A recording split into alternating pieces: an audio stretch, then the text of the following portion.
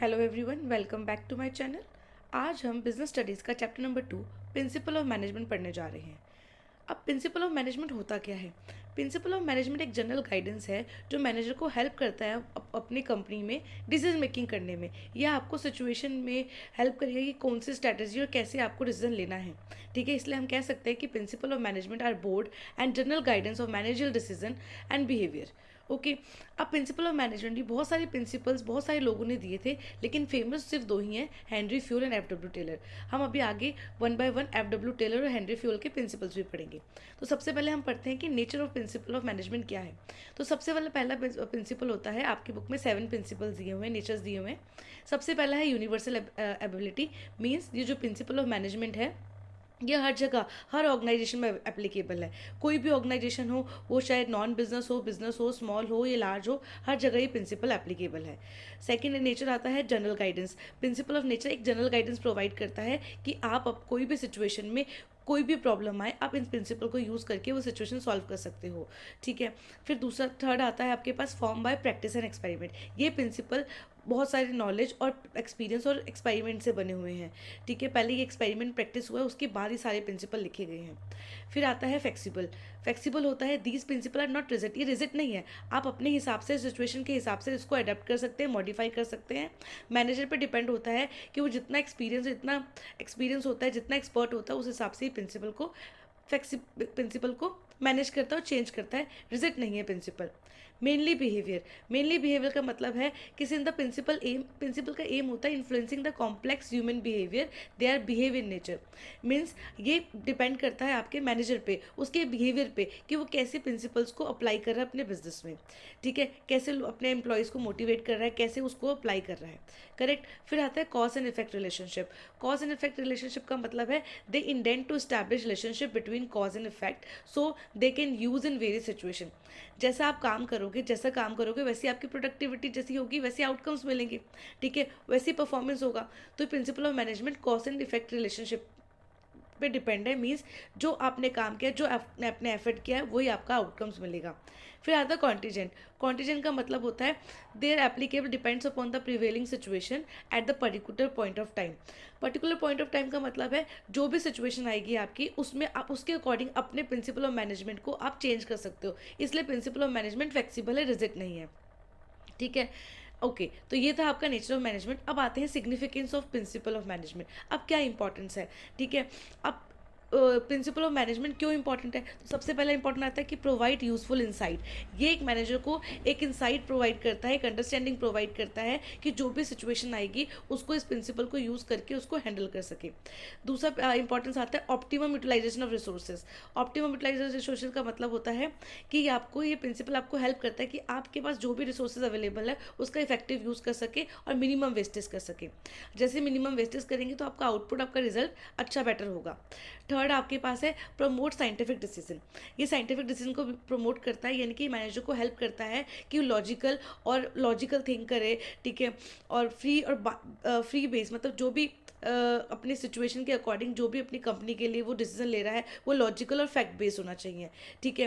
फिर आता है आपके पास अडेप्टेबल टू चेंज। क्यों है इंपॉर्टेंट प्रिंसिपल? क्योंकि ये प्रिंसिपल ऑफ मैनेजमेंट आपको जो बिजनेस इन्वायरमेंट चेंज हो रही है उसको अडेप्ट करने में हेल्प करता है ये।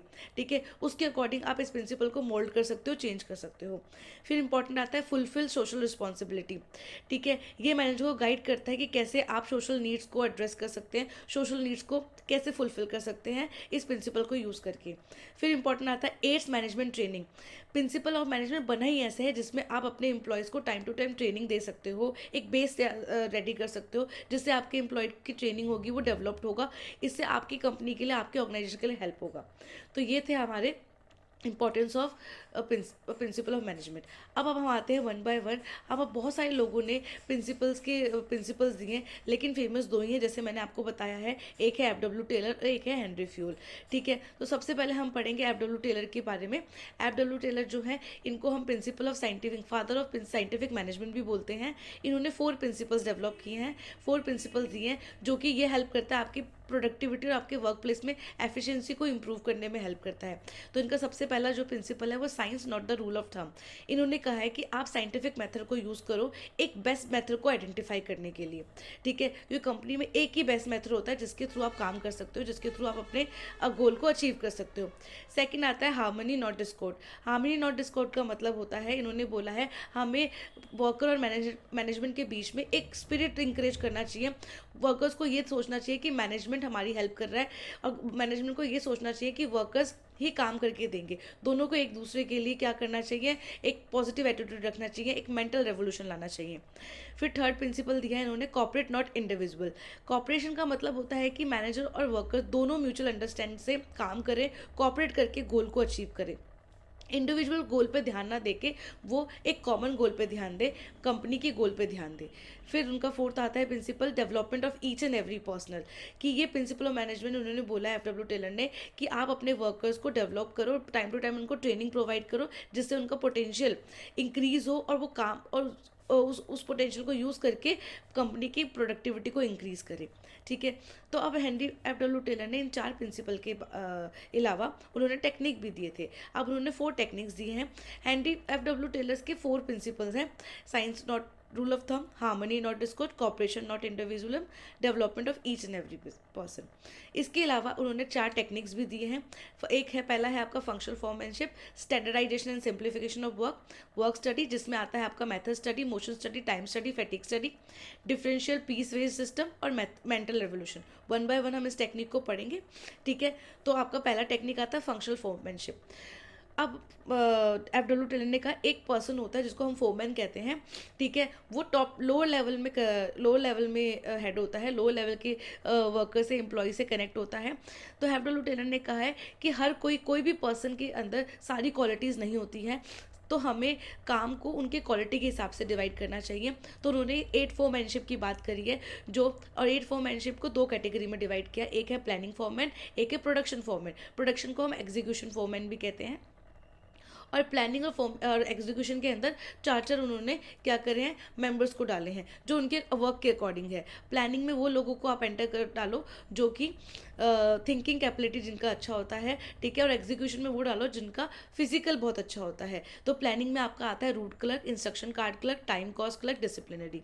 एग्जीक्यूशन फॉर्मेट में आता है आपका gang boss, speed boss, repair boss और इंस्पेक्टर्स, ठीक है। अब नेक्स्ट टेक्निक आती है आपकी, नेक्स्ट टेक्निक क्या आती है, standardisation and simplification of work. अब एफ डब्ल्यू टेलर ने कहा है कि आप अपने वर्क को स्टैंडर्डाइज करो और सिंप्लीफाई करो। सिंप्लीफिकेशन ऑफ वर्क का मतलब होता है कि आपका जो भी काम है, नंबर ऑफ टास्क को रिड्यूस करो, जिससे आपका जो प्रोडक्ट है, ये प्रोसीजर है, ठीक है, ये वेस्टेज कम होगा, ठीक है। आप कोशिश करो कि जितनी वर्क को सिंप्लीफाई करने में जितना भी आप अगर वेस्टेज को एलिमिनेट करोगे, इससे आपकी हाई प्रोडक्शन होगा, ठीक है, इंक्रीज होगा टर्नओवर, जिससे आपका कम टाइम पे ज़्यादा आउटपुट मिलेगा। स्टैंडर्डाइज का मतलब है कि आप एक स्टैंडर्ड सेट कर लो अपने टूल का, अपने प्रोडक्ट का, जिससे आपको गोल को अचीव करने में ईजी हो जाएगा। अगर एफ डब्ल्यू टेलर ने कहा अगर ये टेक्निक अपनी कंपनी में यूज़ करेंगे तो उससे क्या बेनिफिट होंगे, आपका कॉस्ट सेविंग होगा, ठीक है। लेबर का कॉस्ट, मशीन का, टूल्स का कॉस्ट सेव होगा, ठीक है। बेटर इक्विपमेंट को बेटर यूटिलाइज कर पाओगे, वेस्टेज रिड्यूस होगा, क्लियर। अब नेक्स्ट टेक्निक आता है आपके पास method study. F W Taylor ने कहा है एक मेथड को आइडेंटिफाई करो जो आपके जॉब के लिए बहुत ही ज़्यादा बेटर है, जिससे आपकी जो वर्क की मैक्सिमम एफिशिएंसी इंक्रीज हो, ठीक है, जिससे कॉस्ट रिड्यूस हो जाए। अगर ये सब होगा तो आपको क्या होगा, मैक्सिमम सेटिस्फेक्शन मिलेगा, ठीक है, आउटपुट रिजल्ट अच्छा आएगा, ठीक है। तो मेथड स्टडी मतलब है जिसमें आप फाइंड करते हो वन बेस्ट मेथड जो आपके काम के, आपके जॉब की एफिशिएंसी को मैक्सिमाइज कर सके, जो भी रिसोर्सेज आपके पास अवेलेबल है, कॉस्ट ऑफ प्रोडक्शन को रिड्यूस कर सके, ठीक है। और इससे क्या होगा, और जो भी क्वालिटी मैक्सिमाइज होगा और कस्टमर का सेटिस्फेक्शन ज़्यादा होगा, ठीक है, उसको कहते हैं मेथड स्टडी। मोशन स्टडी मतलब वो स्टडी करना जिसमें आप आइडेंटिफाई करते हो अनवांटेड अनप्रोडक्टिव मूवमेंट्स को एलिमिनेट करते हो। पहले आप स्टडी करते हो कि कौन सा एम्प्लॉय अनप्रोडक्टिव मूवमेंट कर रहा है, उसको आप एलिमिनेट करते हो, जिससे आपका जो अनप्रोडक्टिव मूवमेंट है, वो वेस्टफुल मूवमेंट जो है वो आप रिड्यूस हो जाएगा, कम और टाइम भी रिड्यूस हो जाएगा, जिससे वर्क टाइम पे कंप्लीट होगा, एफिशिएंटली कंप्लीट होगा और ओवरऑल प्रोडक्टिविटी इंक्रीज हो जाएगा। ठीक है।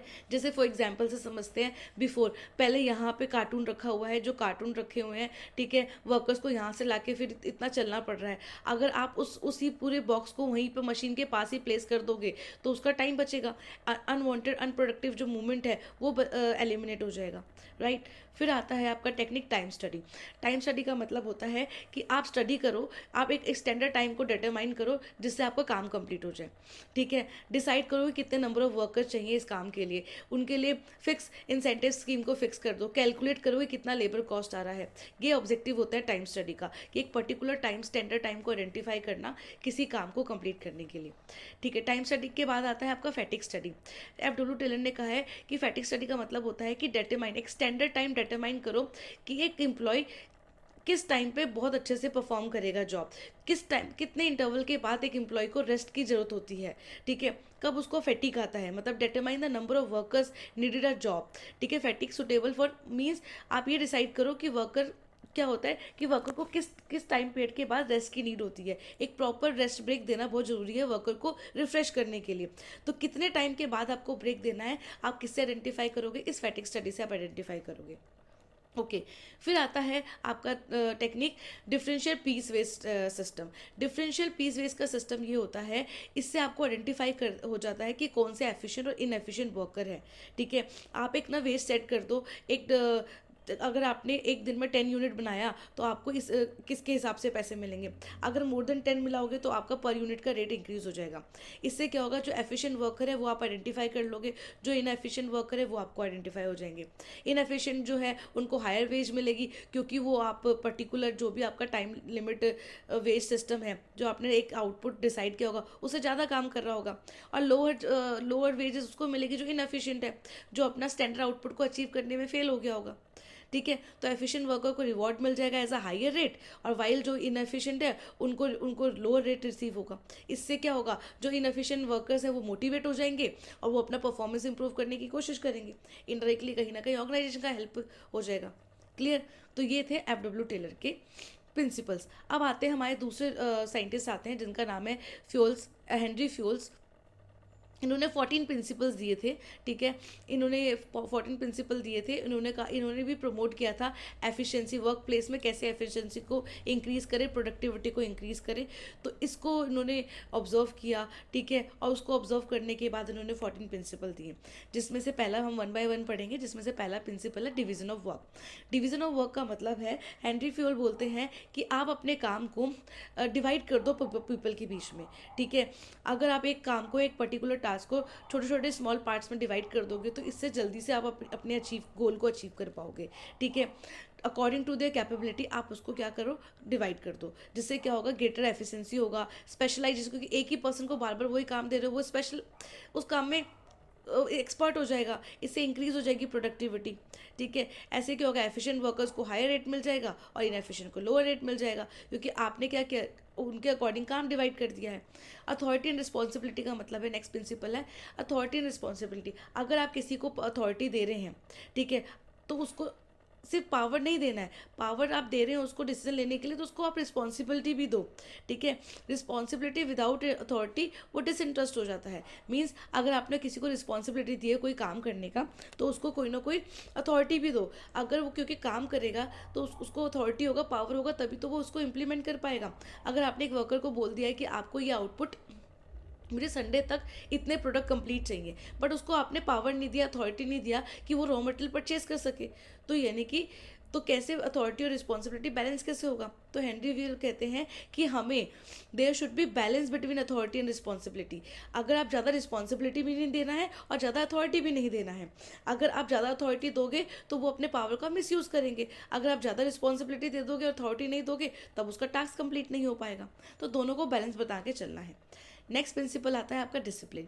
डिसिप्लिन का मतलब होता है कि आपको रूल्स को फॉलो करना है, जो भी ऑर्गेनाइजेशन के रूल्स हैं उसको फॉलो करना है, चाहे वो एक मैनेजर हो या एम्प्लॉयमेंट हो, दोनों के लिए इंपॉर्टेंट है। दोनों के लिए, दोनों को अपने ऑर्गेनाइजेशन में जो भी काम कर रहे हैं, उस गोल के लिए जो भी वर्क कर रहे हैं, उनके लिए उनको रूल्स एंड रेगुलेशन को फॉलो करना पड़ेगा, डिसिप्लिन में रह के काम करना पड़ेगा, ठीक है। इससे क्या होगा, अगर डिसिप्लिन होगा तो गुड सुपरविजन होगा हर लेवल पे, क्लियर एंड फेयर एग्रीमेंट होगा, ठीक है।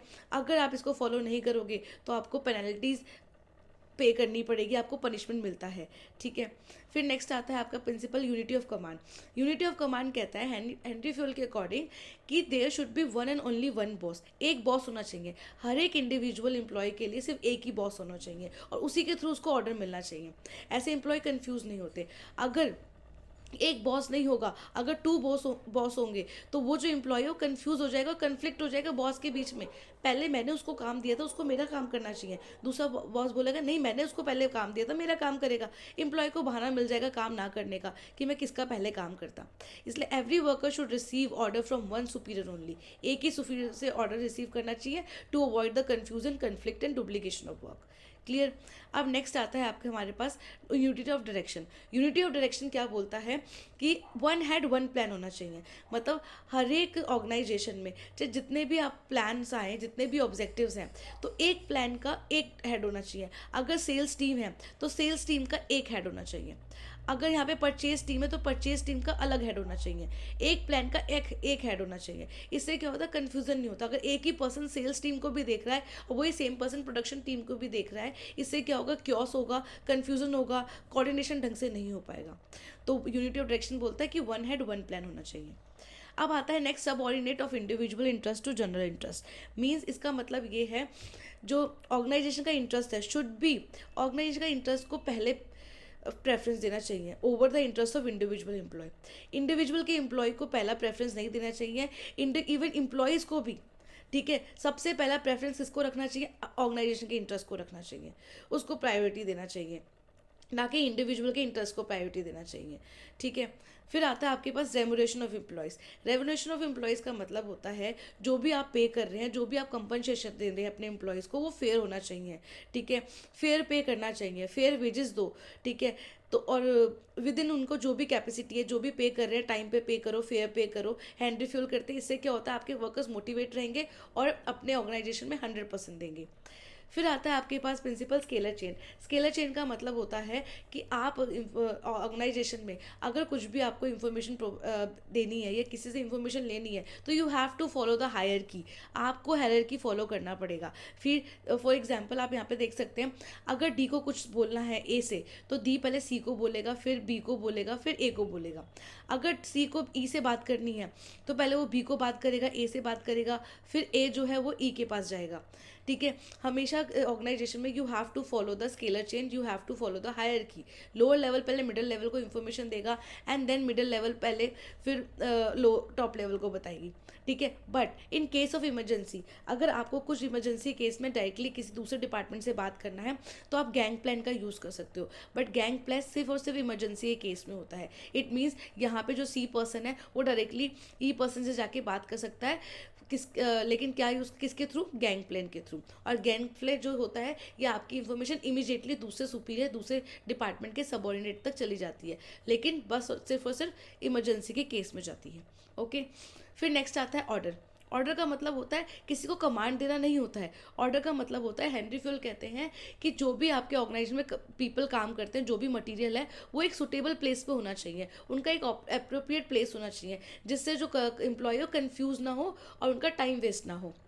अगर आपके कंपनी में रॉ मटेरियल पड़ा हुआ है तो उसका रॉ मटेरियल का एक जगह होना चाहिए और उसी प्लेस पे होना चाहिए। अगर लोग हैं तो उनका एक रूम होना चाहिए, ऑफिस होना चाहिए, कैबिन होना चाहिए, वो वहीं बैठना चाहिए। सबका एक डेजिग्नेटेड प्लेस होना चाहिए जिससे कोई भी लोग जो कोई भी लोग है कंफ्यूज ना हो और जाके उसी प्लेस से वो सामान यूज़ कर सके। अब आता है इक्विटी। इक्विटी का मतलब होता है इक्वल ट्रीटमेंट देना, ठीक है। इक्विटी मतलब है कि आप अपने एम्प्लॉय को एक गुड ट्रीटमेंट दो, इक्वल ट्रीटमेंट दो, ठीक है। उनके साथ फेयर ट्रीटमेंट करो, ठीक है। कोई बायस नहीं होना चाहिए आपके ऑर्गेनाइजेशन के अंदर, ठीक है। कोई भी किसी को भी फेवर नहीं करना, कोई भी एम्प्लॉय आपका बेस्ट नहीं होना चाहिए, सब बेस्ट होने चाहिए, ठीक है। फेयर ट्रीटमेंट देना चाहिए, ठीक है। कोई भी बायस नहीं होना चाहिए, क्योंकि जो प्लेस फॉर एवरीथिंग, जो ऑर्गेनाइजेशन है वो प्लेस सबका है, every one and everything should be designated place, ठीक है। यानी कि एक गुड सेंस क्रिएट करो, एम्प्लॉय को लगे कि मेरे साथ कोई बायस नहीं हो रहा, मैं सुपीरियर नहीं हूँ, मेरे को मीन्स मेरे साथ कोई बायस नहीं हो रहा, मेरे साथ जो बिहेवियर हो रहा है वही मेरे कलीग के साथ भी बिहेवियर हो रहा है, सबके साथ फेयर बिहेव होना चाहिए, ठीक है। नेक्स्ट आता है stability of person. Stability of person का मतलब होता है कि एम्प्लॉय का टर्नओवर। एम्प्लॉय का टर्नओवर है कि कोई भी एम्प्लॉय बार बार आपका कंपनी अपनी की आपकी बिजनेस छोड़ के ना जाए। ठीक है, आप कोशिश करिए, मोटिवेट किए कि आपके एम्प्लॉय का टर्नओवर मिनिमाइज्ड हो। ठीक है, क्योंकि आप अपने एम्प्लॉय के ऊपर बहुत ज़्यादा खर्च करते हैं, उनको ट्रेनिंग देते हैं। अगर आपने एम्प्लॉय को ट्रेनिंग दी है तो वो आपके लिए एसेट है। तो कोशिश करो कि आपका एम्प्लॉय आपका ऑर्गेनाइजेशन छोड़ के ना जाए। ठीक है, आप उसको मोटिवेट करो। ठीक है, क्योंकि आप बड़े रिक्रूटमेंट प्रोसेस के थ्रू, ट्रेनिंग के थ्रू अपने एम्प्लॉय को सिलेक्ट करते हैं। ठीक है, प्रॉपर अपॉइंटमेंट होना चाहिए। ठीक है, टाइम टू टाइम आप क्या करो, उनको मोटिवेट करो, उनको ट्रेनिंग प्रोवाइड करो, जिससे वो बहुत ही ज़्यादा कॉन्फिडेंट और मोटिवेट फील करें और ऑर्गेनाइजेशन को जल्दी से जल्दी स्विच ना करें। ठीक है, नेक्स्ट आता है spirit the crops. Means management should be, उनको एक टीम स्पिरिट प्रमोट करना चाहिए। उनको बोला हारमोनी, एम्प्लॉयज़ के बीच में हारमोनी क्रिएट करना चाहिए। बोलना चाहिए कि हम सब एक हैं, हम साथ मिल के काम कर रहे हैं, मिल के हम कोई भी प्लान बना रहे हैं उसको एग्जीक्यूट करेंगे। ठीक है, फिर आता है initiative. Initiative means workers should be encourage, workers को इंकरेज करो to develop and carry out their plan. कि वर्कर्स जो भी आप प्लान बना रहे हो ना, जो भी प्लान बना रहे हो, तो वर्कर्स को भी इंकरेज करो कि सर आप भी आइए और हमारे साथ हमारे प्लानिंग में, प्लान करने में, डिसीजन मेकिंग में हेल्प करें। ठीक है, अकेले मैनेजर खुद डिसीजन ना ले, वो ये इनिशिएटिव ले कि अपने वर्कर्स को भी डिसीजन मेकिंग में इन्वॉल्व कराएं। ठीक है, इससे क्या होगा, एम्प्लॉय बहुत मोटिवेट फील करेगा। ठीक है, उसको लगेगा कि हाँ मेरी एडवाइस भी सुनी जा रही है। तो worker should be encourage to develop and carry out their plan for improvement. ठीक है, नाउ नेक्स्ट आता है सेंट्रलाइजेशन एंड डिसेंट्रलाइजेशन। सेंट्रलाइजेशन और डिसेंट्रलाइजेशन का मतलब होता है, सेंट्रलाइजेशन का मतलब होता है कि पावर किसी एक टॉप लेवल के पास रहना। अगर पावर सिर्फ टॉप लेवल के पास रहती है तो डेट इज, वहाँ पे का मतलब क्या है, सेंट्रलाइजेशन है। डिसेंट्रलाइजेशन मतलब है जब टॉप लेवल अपनी पावर्स मिडिल लेवल में, लोअर लेवल में, अदर मेंबर्स में डिस्ट्रीब्यूट कर देता है, डेट इज डिसेंट्रलाइजेशन। ठीक है, इससे क्या होता है, लेकिन आपको अपनी ऑर्गेनाइजेशन में बैलेंस करना पड़ेगा। सारी पावर्स को डिसेंट्रलाइज मत करो, ये सारी पावर्स को एक सेंट्रलाइज करके टॉप लेवल के पास नहीं रहना चाहिए। आपको बैलेंस करके चलना पड़ेगा सेंट्रलाइजेशन और डिसेंट्रलाइजेशन के बीच में। आपको कुछ ना कुछ पावर्स को डिसेंट्रलाइज करना ही पड़ेगा अपने काम को कराने के लिए, और कुछ पावर को सेंट्रलाइज रखना पड़ेगा अपने पास ही। ठीक है, तो ये थे आपके हेनरी फ्यूल के प्रिंसिपल। आई होप आपको ये चैप्टर समझ में आया होगा। Please follow my channel and subscribe. कोई भी इंफॉर्मेशन आएगी आपको पता चल जाएगा। अब नेक्स्ट चैप्टर के साथ मिलते हैं। Okay, bye.